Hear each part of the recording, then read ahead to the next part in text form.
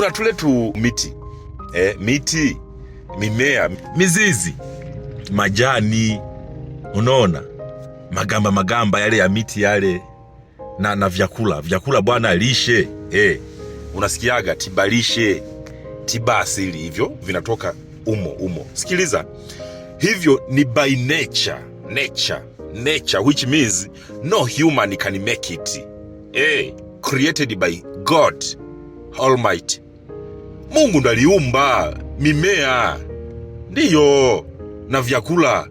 Ukibahatika kabisa Mwenyezi Mungu akakuongoza vizuri, ukapata mtu mmoja hapa duniani ambaye anaweza kukuongoza vizuri, ukapata uto mimea, majani ya miti, magamba, mizizi, lishe, tibalishe vizuri, my friend,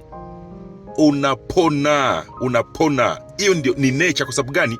Nature ya mazingira ya nje ndio ambayo ina influence nature ya mazingira ya ndani ya mwili wako wewe. Ndiyo, napozungumzia mazingira ya ndani yako wewe, nazungumzia mfumo wa vimeng'enya na homoni za mwili wako wewe, ndio ambavyo vina operate humo mwilini ili mwili wako urani.